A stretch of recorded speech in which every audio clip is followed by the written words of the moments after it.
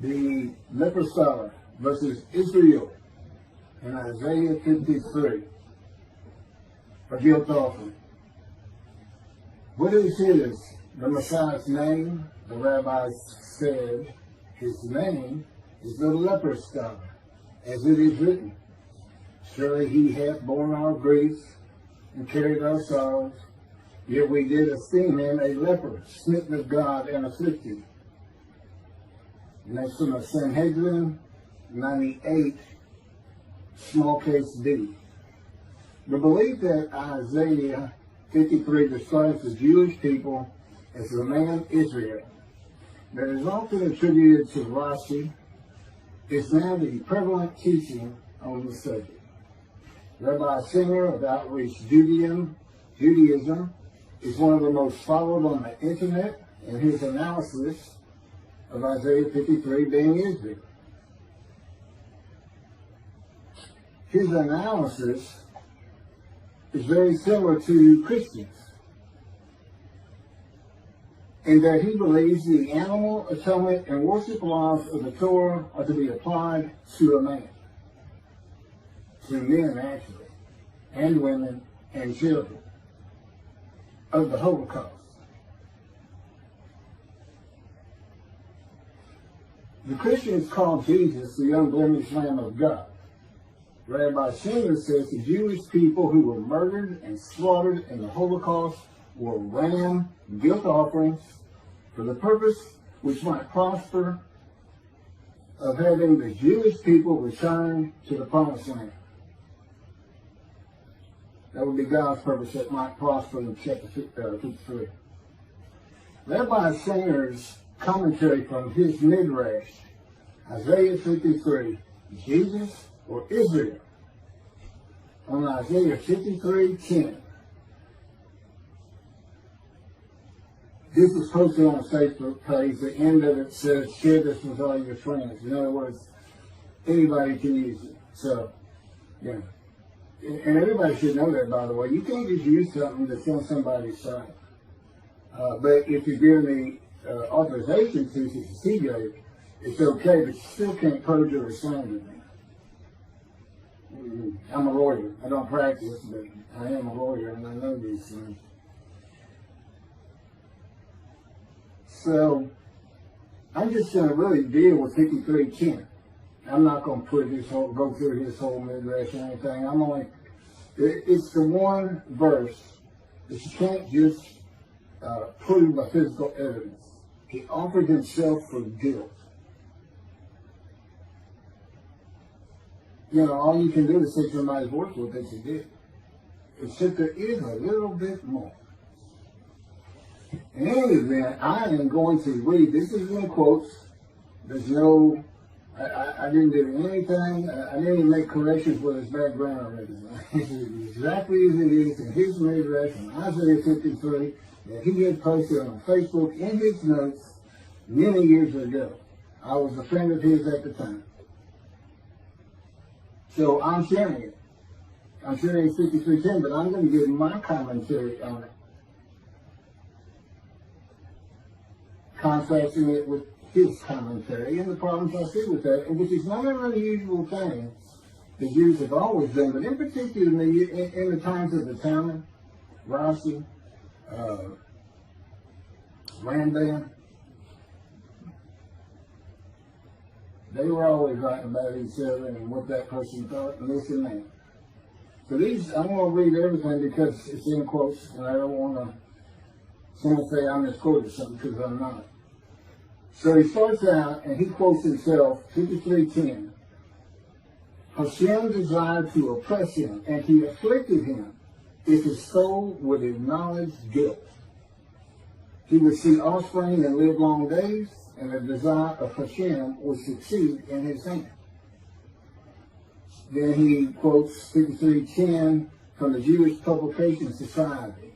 He doesn't say where the first one came from. I recognize it, but I don't know where it came from either.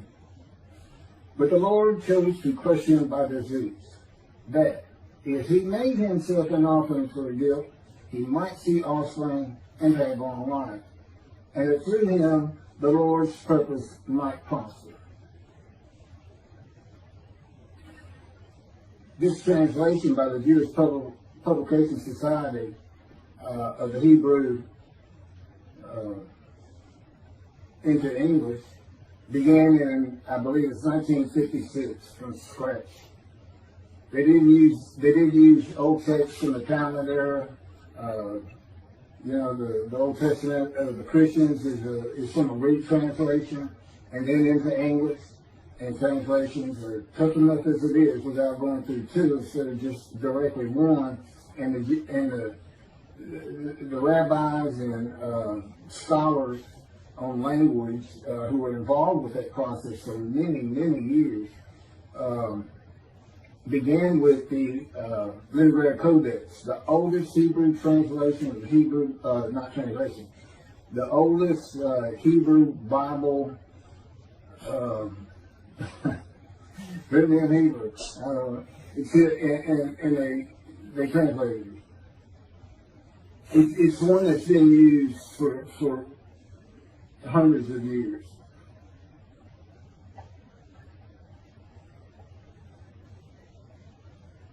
So then, after these two verses of 53:10 from different sources, here's what he has to say. Not only are we stuck with the same God punishment, God situation here, as we were before, this one is even more perplexing. Yeshua was supposed to be the sinless, unblemished lamb that died for your sins on the cross, and yet it states right here that if he would have acknowledged his guilt, he would see offspring and live long days. The JPS, Jewish Publication Society, rendering gives a little different twist to an already sticky situation. It says, parentheses, if this were referring to Yeshua, close friend, that the Lord chose to crush him by disease.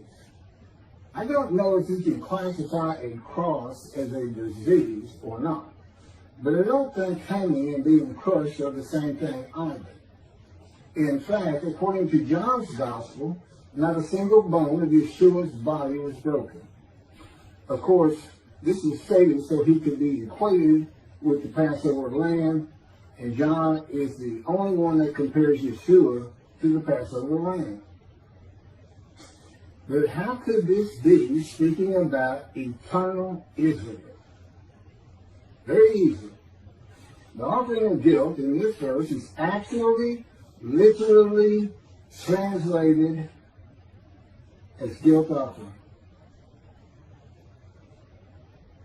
The significance between the guilt offering and the Holocaust is so astounding, even as grotesque of a thought as it is, I could not overlook it.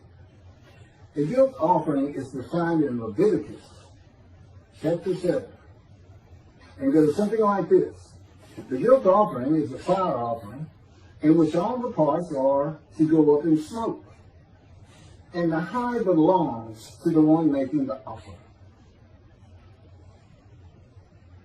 I mentioned before that during the Holocaust, Hitler not only burned Jews in the ovens of Auschwitz, but he also used their skins as lampshades and their hair as stuffing for pillows. He sacrificed these peoples on the altars of ovens and kept their hides as his portion, but not until he worked and starved them to death.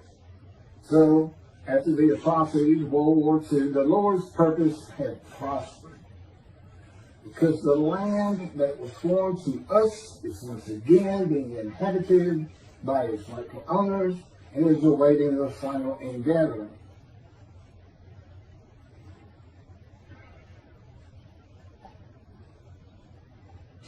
The guilt offering, that's it for the quotes. That's his commentary on verse 2. The guilt offering is a sacrifice made for unintentional transgressions. It was distinct from the biblical sin offering.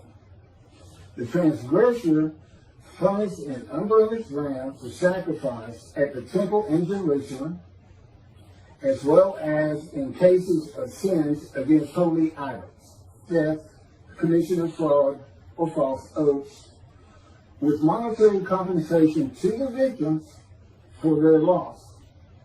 Plus they mark up to 20% of the value to cover the priest's earnings. That's the guilt offering. An offering for guilt, translated by the JPS, says he offered, God chose to crush him with his knee so that he would offer himself for guilt. That's the literal translation. The literal translated is he offered himself for guilt. Doesn't say anything about the guilt offering. Doesn't say he became the guilt offering. You got to the one. Doesn't say anything like that.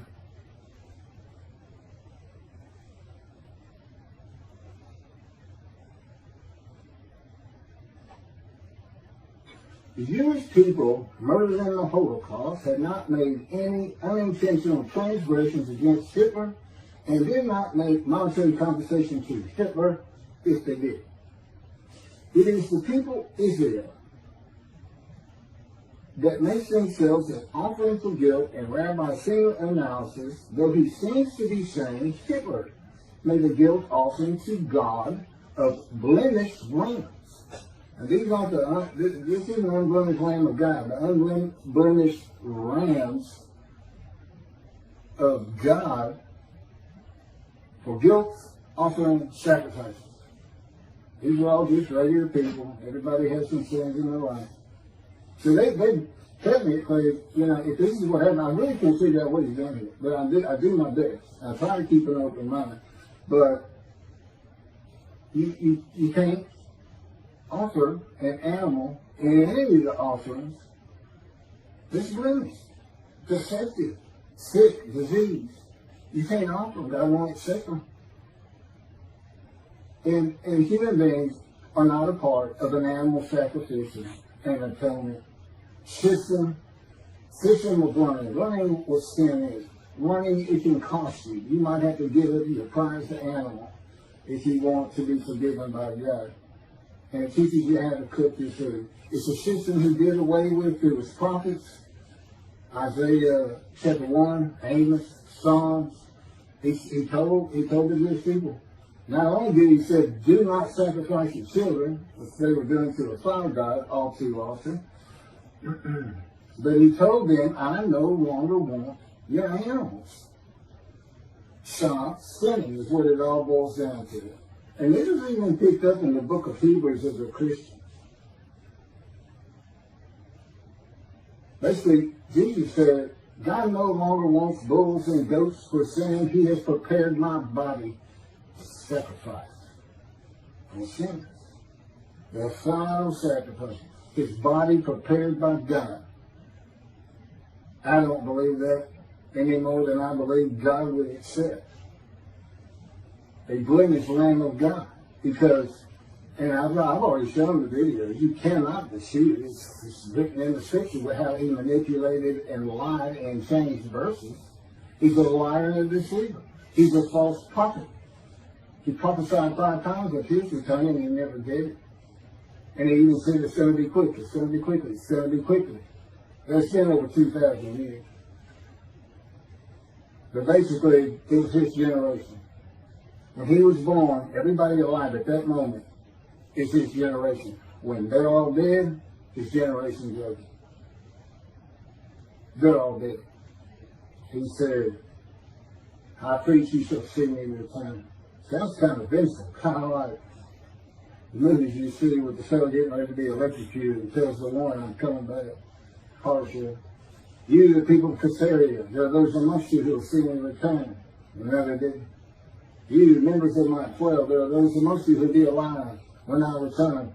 And never did. My favorite, Book of Revelation.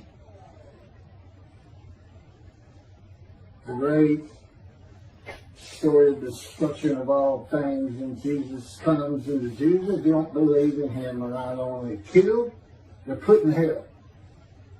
Judaism doesn't even believe in a hell. If they don't believe in Jesus, well, why would you believe a liar, a deceiver, in a book of lies and deceit? People who believe in human sacrifice being healed by the blood of the death of another? Do they not want to be responsible for their own actions as it is? It's a sick, sick religion. And if you knew God as I knew God, you would know how repulsed he is at the thought that he would offer a human sacrifice to anyone, much less the Gentiles. He doesn't give any. You sacrifice to the gods the Mayans did to receive favor. What favor did the Gentiles give God? With their presence in heaven? The continued sinning? I've been told Jesus won't just forgive your sins if you accept him. He's going to forgive all the sins you make the rest of your life. Because he already knows you're going to do it. So he's forgiven you.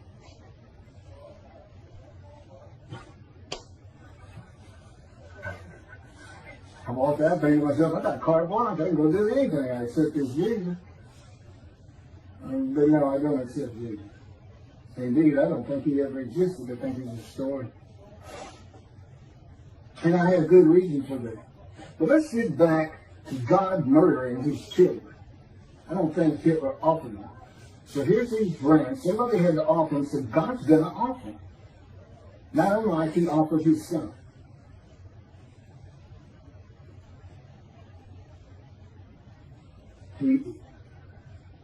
There's no explaining. And I haven't even finished yet. So, Hitler sacrificed these people on the altars of ovens. These ovens to get rid of bodies of fire and become altars. And took their hides as his portion. It's very interesting. Because in verse 11 of Isaiah 53, the righteous servant who makes the many righteous receives as his portion the many, and as his spoil the multitude. The reference is to the people he's making righteous, the many. Many will be made righteous. A righteous servant makes the many righteous. Your portion, the many. You keep your followers. Make sure to donate to your cause, giving God's temple really good. But I gotta wade through rabbis like this. And Jews for Judaism and Michael Skoback, who basically just ignores Ken. It's so simple. If you're going to use Israel as the man to be identified in Isaiah 53, who's supposed to be God's representative, like Moses in the day of the Lord, but if you're going to use them, you're going to have to use them as God used them with Moses. You gather every single one of them.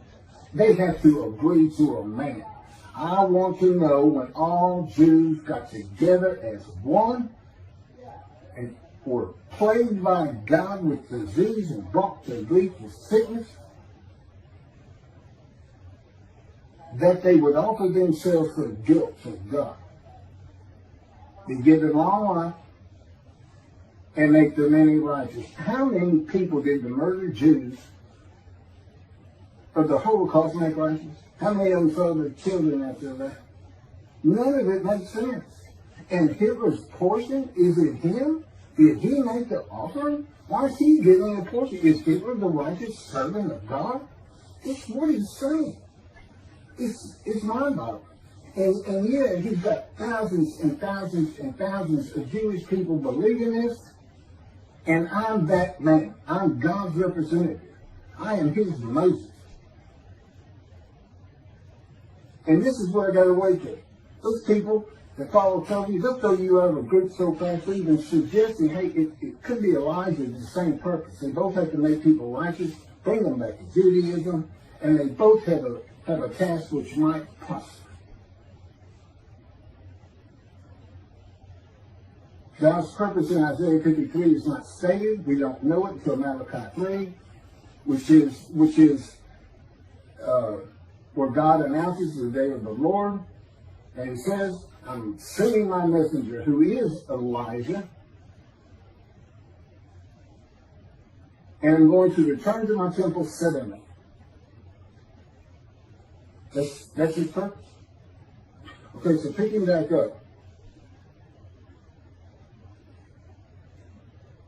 Rabbi Singer seems to be saying that Hitler is the man of Isaiah 53 who makes an offer of Israel, the Jewish people, which again would have to be all of them if you're going to call them Israel, as a Leviticus land guilt offering. And Hitler receives as his portion their heights. Isaiah 53:12 says God's righteous servant, which is Israel, and we're using the 6 million of the Holocaust as Israel, as best I can tell. Because the rest of the Jews, another 6 million, didn't offer that 6 million up, and that's not what he says. He's saying God did it. Because God's purpose was, I want y'all back in the promised land. So he murdered and created the Holocaust. I guess he raised Hitler up for that purpose. And I don't think so. I don't understand thinking like that either. I don't get it one bit. But that's me. I couldn't believe it when I read this. I really couldn't. And I'm going to offer myself a guilt. The guilt that the Jewish people feel from not being righteous, which is why they're sick and suffering in the opening verses. Who are the witnesses? It's not kings, as everybody seems to think from chapter 52. There's a reason they're in quotes. And then God says, well, you got to be suitable for my purpose. And the purpose is I want you to go make these sinners, these people who are sick, emotionally sick, from being unrighteous, by being my righteous servant. That makes them any righteous. But you got to be made ready. And I have a process you're not going to believe. It's like getting a cadet ready to be a Marine or a Navy SEAL, except multiply that by about 10 million. It's in his power. And with me, he came to me in the womb to be certain that I lived a life of suffering, filled with disease and injuries, and or just many other things. It's in the book. He went to the womb. He came to the womb of Jeremiah to make sure Jeremiah was a priestly, godly man. I was the exact opposite, an atheist for 60 years. And I had a furious spirit just like Moses and just like Ezekiel.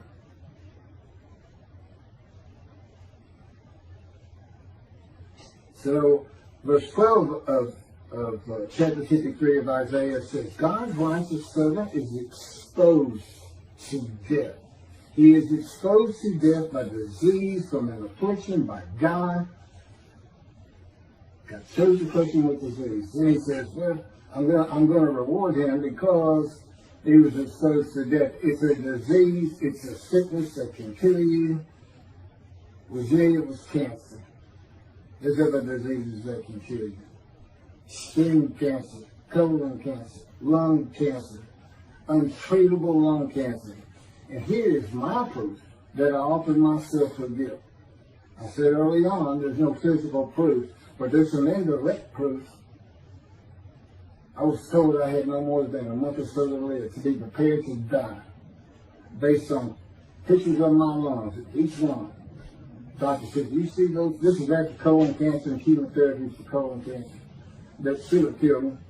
And he said, you see all those white spots all over your lung? He says, every one of them is cancer. It's growing cancer. It's still advanced, so you can see it. It should have come in earlier on the colon cancer. So everybody gets sick if you think you might have a problem, or when they say you should go get sick. And he said, this spread quite a while back. I don't know why they hadn't already picked it up. They didn't pick it up until after the colon chemo. And I haven't seen the doctor since that day. He just walked out there and turned it out. Quit work. Just walking everybody.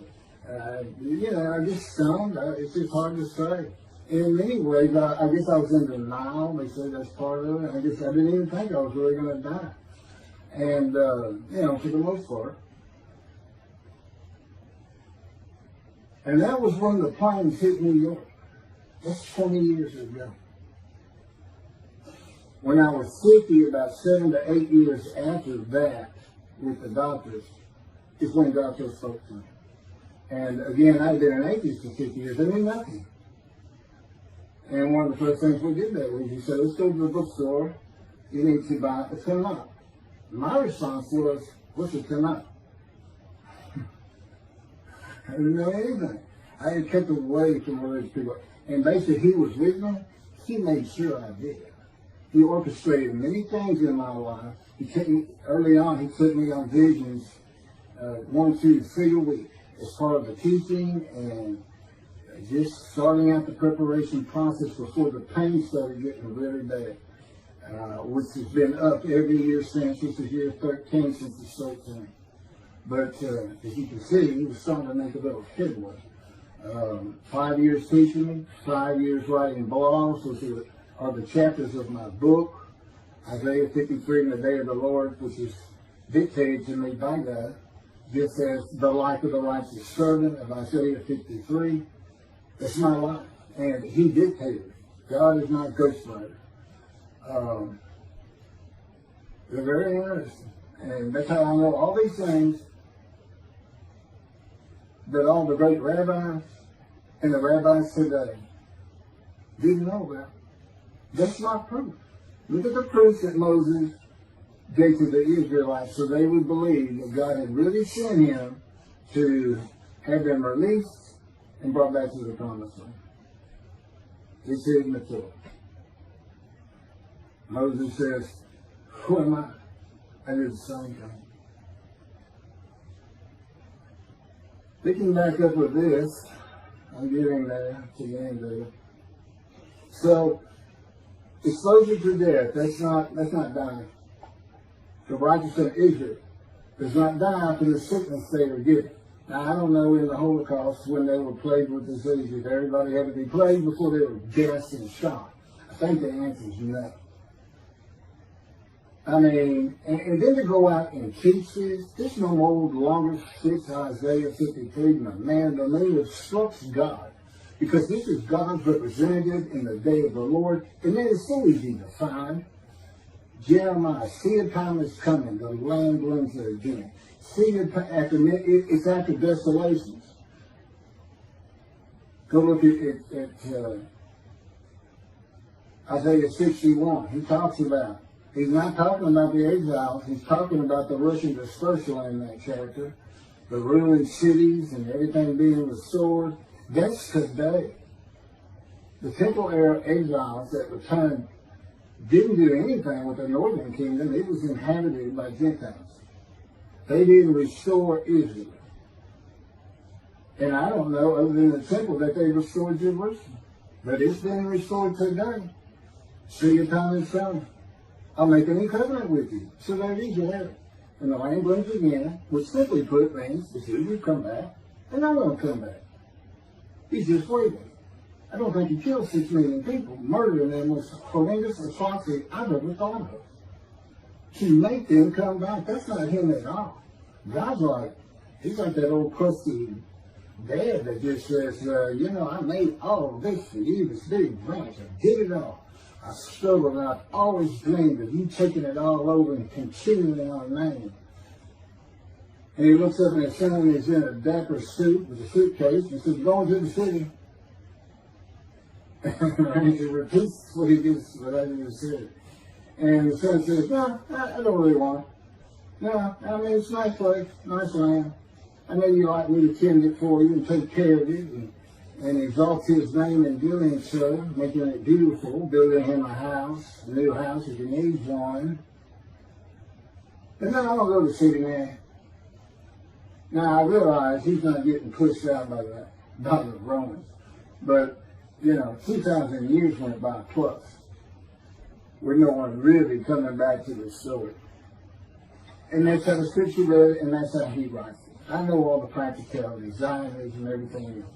But the fact is, they did return in 48, create Israel, and blooms again, Jerusalem's rebuilt, Jeremiah 31, 2 times to come have been fulfilled.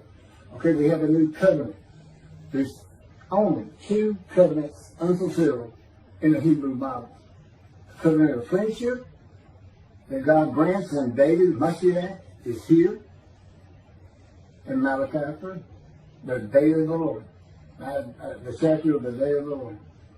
And it's the change day of the Lord from all the different references and 5 or 7 other books of a day of terror and destruction, of horrendous plagues, where evil is eliminated from the human race, but the good stay.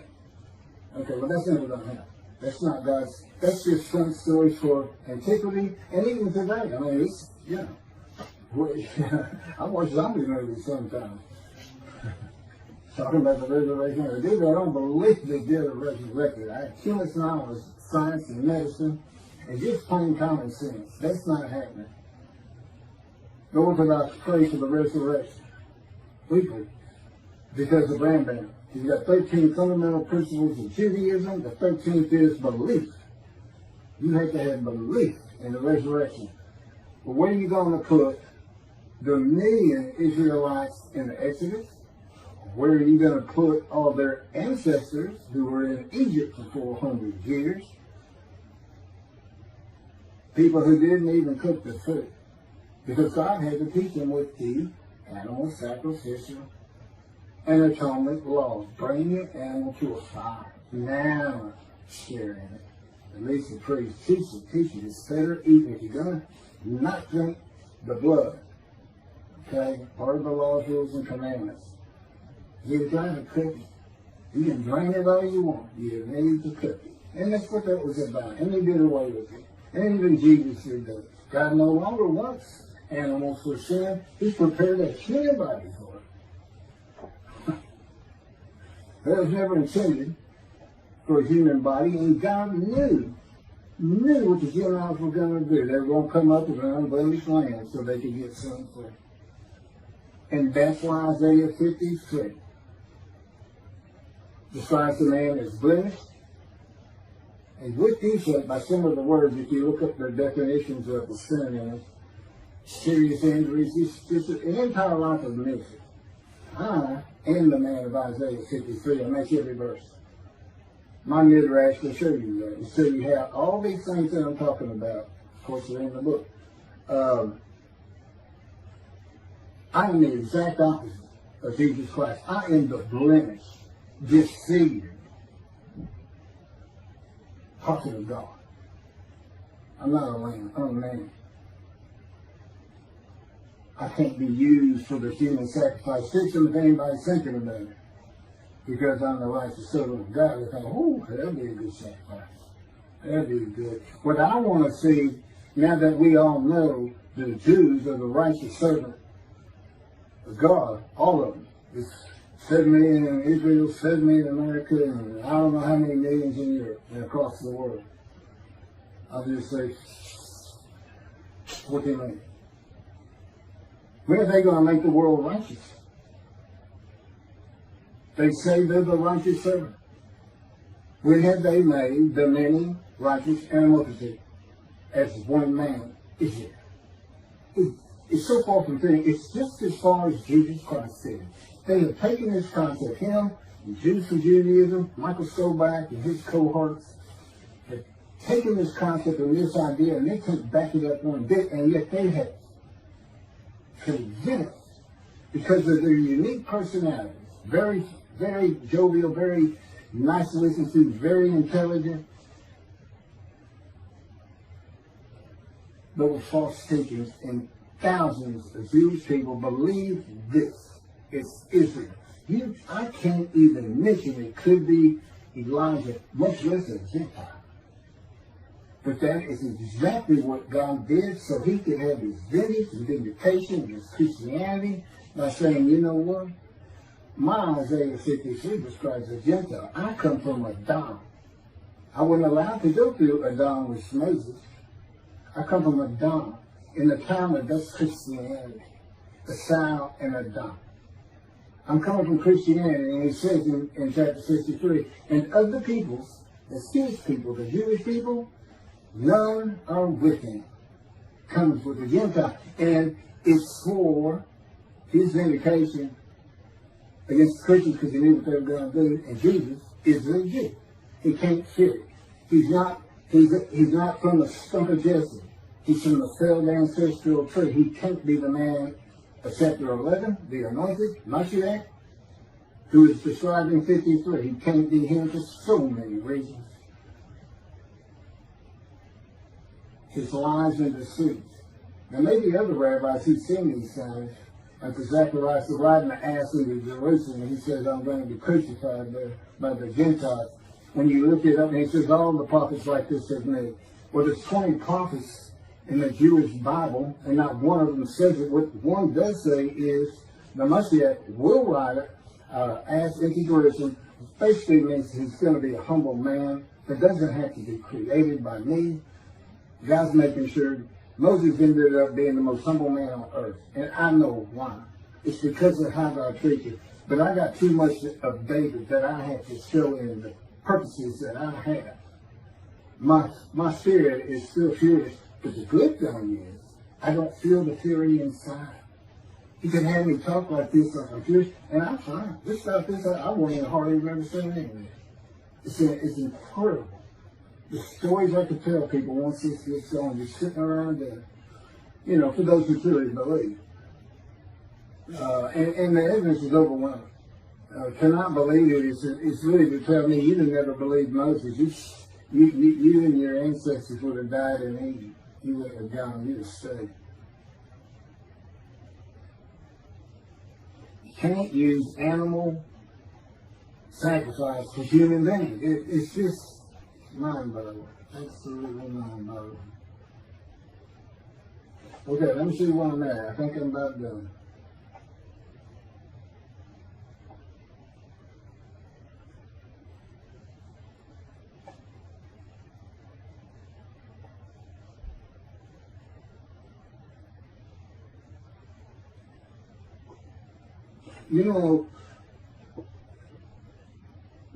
When Tovia Singer says in his commentary on 10, and I had this in quote, so I pulled it out from that. He says that this phrase, that if he made himself an offering for guilt, is interpreted by Rabbi Singer to be, quote, actually, literally translated as guilt offering. Now, he is very well known for interpreting the Bible of his own without using anybody else's translations. And his people listen to him all the time to see what the translations should be and how maybe the Christian Bible got things wrong, or even the Hebrew Bible. I don't think we've ever seen that. But in particular, a lot of these people are Christians who have converted to Judaism, or they are Jews who were Christians just by how they were raised, and then I guess Messianic Jews too sometimes. But they look at him for translations, and look at the words he uses. Talk about the scepter. Actually, literally, translated as guilt offering. The JPS, a panel of men who worked their lives at interpretation of translations, they didn't come up with that. Rabbis from Orthodox, Conservative, Reform, and then linguistic experts from universities, well-esteemed, well-pedigreed. And they don't say it's actually literally a guilt offering. And that's what God's saying, so let's use his animal sacrificial system. And in Tobia's case, let's offer up 6 million Jews. You see, none of that works. And none of it works. So what he's really saying is God just murdered 6 million Jews to scare them all back to the promised land. That's all he's really saying. Does anybody think God did that? I don't. I don't. I don't even think, when he says he put a plague against them in antiquity, that he really did. I think the plague was just there, no different than the pandemic we're under. Well, much different, but that's just the way times were when you didn't have medicine. People didn't cook their food, and this and that, he would tell you. He said that I took credit for him to scare them. I had to scare these people to death. So it goes up to Moses. You go talk to him and come tell us what he says. We're all going to die. You feared God. But not today. Even Judaism is starting to get into the Christian thing of God wants a personal relationship with you. Well, you better go back to the mountain if you think that's true. That's not who he is. You're starting to associate him as a human being. That you want a relationship, that doesn't mean he does. That doesn't mean he doesn't want to do the things he says he's going to do for his creation. He's got a different perspective. He's not human. He is an entity, a being in existence that does have emotions, but he's got absolute knowledge and absolute power. He thinks it, puts it in a vision, he wills it to obey. There is a process which goes by with his elements of the unseen, primarily his power. You know, we have all this water on there, and Moses' name was pulled from watching this and that. Do you know that there's tiny microscopic particles of water, H2O, in outer space? He drew it with his power from the far corners of the universe to his planet. He decides everything, and that's just the way it is. And he doesn't care for the fact that the rabbis have decided to stay in antiquity in the Dark Ages. And anything those people came up with which fit their world, but can possibly fit our world, they need to change. He expected more of them. They dismissed. This is the record. I'm bringing it for him. That he orchestrates every single word from my mouth.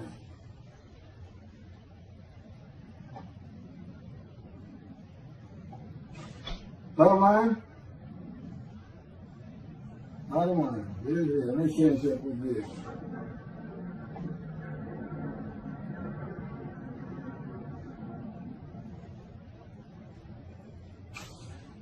Who receives the long life? I want to know who receives the long life. Because it's not Hitler and it's not the victims of the Holocaust. Who receives the long life?